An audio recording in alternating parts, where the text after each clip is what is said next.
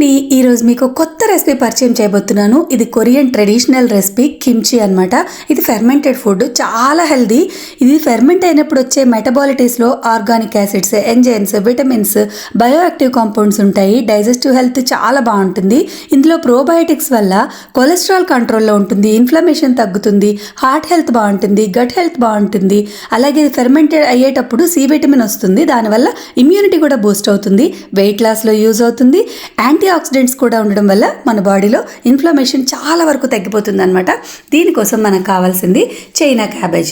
ఈ China cabbage నాకు వైజాగ్ వెళ్ళేటప్పుడు అక్కడ కనిపిస్తే నేను తీసుకున్నాను. ఒకవేళ ఇది లేకపోతే మనం నార్మల్ క్యాబేజ్, కొంచెం లైట్ వెయిట్ క్యాబేజ్ ఉంటుంది కదా, దాంతో కూడా మీరు చేసుకోవచ్చు. కానీ ఇంత అమౌంట్లో చేయకుండా కొంచెం తక్కువ చేసుకోండి. ఇదైతే నాకు 1.5 kg వచ్చింది. దీనికోసం పెద్ద పెద్ద ముక్కలు ఫస్ట్ అయితే కట్ చేసుకున్నాను, వీడియోలో చూపించాను కదా, అలా పెద్ద పెద్ద ముక్కలు కట్ చేసుకోవాలి. దీనిలో 6 టేబుల్ స్పూన్ల వరకు ఉప్పు, ఒక కప్ వరకు వాటర్ వేసి ఇలా మంచిగా కలిపేసి అలా పక్కన పెట్టేయాలన్నమాట. అది పక్కన ఉంటుంది, అది నానుతూ ఉంటుంది. అది 2 hours నానపెట్టాలి. మధ్య మధ్యలో 1/2 hourకి ఒకసారి కలుపుతూ ఉండాలన్నమాట. అప్పుడు అది సాఫ్ట్ అవుతుంది.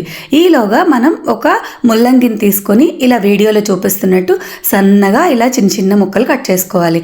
ముల్లంగి 1 కప్ వరకు ఉండాలి. అలాగే 1 క్యారెట్ తీసుకొని కోస్తున్నాను. ఇదైతే 1/2 కప్పు వరకు ఉంటే సరిపోతుంది. 1 కప్పు ముల్లంగి, అలాగే 1/2 కప్పు క్యారెట్ అనమాట.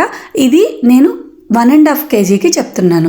అలాగే కొన్ని ఉల్లికాడలు, ఇప్పుడు ఉల్లిపాయలతో కలిపి వస్తాయి కదా, వాటిని తీసుకొని ఆ వైట్ పార్ట్ మాత్రం తీసుకొని దాన్ని కట్ చేసుకొని అదో 1/2 కప్ వచ్చింది. అలాగే నార్మల్ ఉల్లికాడలు ఉంటాయి కదా, ఇది ఒక 1/2 కప్ వరకు వేసుకోవాలి. మొత్తం ఇవన్నీ కూడా కట్ చేసి పెట్టేసుకుంటే మనకి చాలా ఈజీగా చేసేసుకోవచ్చు. ఇప్పుడు మనం ఒక పేస్ట్ చేయాల్సి ఉంటుంది, అది కిమ్చి పేస్ట్. దానికోసం మనం ఒక 1 కప్ వరకు ఉల్లిపాయ ముక్కలు కట్ చేసుకోవాలి. అలాగే 1/2 కప్పు వరకు వెల్లుల్లి, అలాగే అంటే వెయిట్లో అయితే ఒక 15 to 20 grams వెల్లుల్లి వస్తాయి. ఒక 10 grams వరకు అల్లం వేసుకోవాలి. వేసుకొని వీటన్నిటిని పక్కన పెట్టాను. ఈలోగా 1/2 hour అయింది ఇవన్నీ కట్ చేసేసరికి. దీన్ని ఒకసారి మళ్ళీ కింద మీద చేస్తున్నాను అనమాట. అలాగే మనకి అటువైపు గ్లూటెన్ రైస్ పౌడర్ వాడతారు, మన దగ్గర అది ఉండదు కాబట్టి నేనేం చేశానంటే కొంచెం బియ్యం నానపెట్టుకొని దాన్ని వడకట్టేసి ఒక 1 hour పాటు నానపెట్టి దాన్ని వడకట్టేసి దాన్ని మిక్సీలో వేసి పౌడర్ చేశాను. దీన్ని ఒక 2 టేబుల్ స్పూన్స్ తీసుకున్నాను. దీనివల్ల మనకు కొంచెం ఎక్కువ గ్లూటెన్ అంటే కొద్దిగా ఎక్కువ జిగురుగా ఉంటుంది కదా తడి బియ్యం పిండి అయితే, అందుకని మీరు కావాలనుకుంటే నార్మల్ బియ్యం పిండి అయినా వాడుకోవచ్చు. ఇందులో 1 కప్పు వరకు వెజిటబుల్ స్టాక్ వేసుకోవాలి. వెజిటబుల్ స్టాక్ ఎలా చేసుకోవాలో నేను ఇంతకు ముందు ఒక షార్ట్ వీడియోలో పెట్టాను. ఈ వీడియో కింద కూడా నేను అది ట్యాగ్ చేస్తాను, వీలైతే ఒకసారి చెక్ చేయండి. ఇప్పుడు ఆ రెండింటిని మంచిగా కలిపేసి దాన్ని స్టవ్ పైన పెట్టి ఇలా పేస్ట్ లాగా కన్సిస్టెన్సీ వచ్చేంత వరకు ఉడికించుకోవాలి.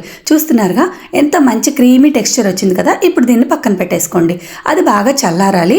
ఈ జార్లో అల్లం, వెల్లుల్లి, ఉల్లిపాయ ముక్కలు, 1.5 టేబుల్ స్పూన్ ఉప్పు, మనం ముందుగానే రెడీ చేసి చల్లార్చి పెట్టుకున్న rice flour paste, 1 teaspoon పంచదార, 1/2 కప్పు వరకు వెజిటబుల్ స్టాక్ వేసి ఇలా మంచి ఫైన్ పేస్ట్ చేసి పక్కన పెట్టేసుకోవాలి. తర్వాత ఈ ముక్కల్ని మరొకసారి కింద పైన కలిపి పెట్టుకోవాలి. చూసారా ఎంత తగ్గిపోతున్నాయో. ఫస్ట్ ఒక గిన్నె నిండా ఉండేవి కదా, తర్వాత నేను కొంచెం ఒక కప్ ఆఫ్ టీ తాగాను. ఈలోగా 2 hours కంప్లీట్ అయిపోయింది ఈ ముక్కల్ని నానబెట్టి. సో ఇప్పుడు ఇంకా మనం ఈ నీళ్ళని వంపేయచ్చు. వంపేసి ఒక 3 times పాటు మంచిగా కడగాలి. ఉప్పు నీళ్ళన్నీ పోయేలాగా బాగా కడుక్కొని 3rd time కొంచెం వాటర్ అంతా పిండేసినట్టు చేసుకోవాలి. తర్వాత ఇది మొత్తం మంచిగా కొంచెం సాఫ్ట్ అవుతాయి అన్నమాట, మరి విరిగిపోవడం అలా ఏమి ఉండదు ఈ ఉప్పులో నాని. తర్వాత మనం బౌల్ ఏదైతే మనం ఎందులో కలపాలనుకుంటున్నామో అది తడి లేకుండా మంచిగా తుడిచేసి దానిలో మనం రెడీ చేసుకున్న పేస్ట్, అలాగే 1/2 కప్ వరకు నేను కారం వేసుకున్నాను. నేను 3 mango కారం వాడాను. ఇదైతే బ్యాలెన్స్డ్గా ఉంటుంది కలరు కారం అంతా, అందుకని చెప్పి వేసుకున్నాను నేను. అదే మీరు ఇంకా కొంచెం కారం తినేవాళ్ళైతే 1 కప్ వరకు కూడా వేసుకోవచ్చు. తర్వాత 1 టేబుల్ స్పూన్ వెనిగర్ వేసుకున్నాను. అది 1/2 టేబుల్ స్పూన్, అందుకే 2 సార్లు వేసుకున్నాను. టేస్ట్ చూస్తే కొంచెం ఉప్పు సరిపోలేదు అనిపించింది, ఇంకో 1/2 టేబుల్ స్పూన్ ఉప్పు వేసుకున్నాను. అంటే టోటల్గా ఈ పేస్ట్కి 2 టేబుల్ స్పూన్ల ఉప్పు పట్టింది అనమాట. ఇప్పుడు ఇదంతా కలిపేస్తే మన కిమ్చి పేస్ట్ రెడీ అయిపోయినట్టే. ఇందులో మనం కట్ చేసుకున్న వెజిటబుల్స్, అలాగే నానబెట్టి కడిగి పెట్టుకున్న చైనా క్యాబేజ్ ముక్కలు ఉన్నాయి కదా, అవి అన్నీ వేసి కలిపేసుకోవాలి. ఇప్పుడైతే ఇంక ఇది రెడీ అయిపోయినట్టే. దీన్ని మనం ఒక బాటిల్లో పెట్టేసుకొని ఫ్రిడ్జ్లో పెడితే 3 weeks అయ్యేసరికి ఫర్మెంట్ అవుతుంది.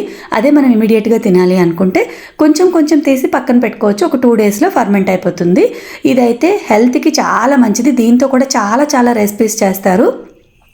లైక్ నూడిల్స్ పైన టాపింగ్ వేస్తారు, తర్వాత చపాతీతో తింటారు, కిమ్చి ఫ్రైడ్ రైస్ చేస్తారు, బర్గర్స్లో యూజ్ చేస్తారు. ఇలా చాలా రకాలుగా వాడుకోవచ్చు. హెల్త్కి హెల్త్, టేస్ట్కి టేస్ట్. ఖచ్చితంగా ఒకసారి అయితే ట్రై చేయండి. చైనా క్యాబేజ్ దొరికితే చేయండి, లేదంటే నార్మల్ క్యాబేజ్తో కొంచెం తక్కువ క్వాంటిటీలో అయినా చేసుకోండి. టేస్ట్ అయితే సూపర్గా ఉంటుంది. నేనైతే కొంచెం తీసుకొని పక్కన పెట్టాను. అయితే ఈ వీడియో మీకు ఎలా అనిపించిందో కామెంట్ చేయండి.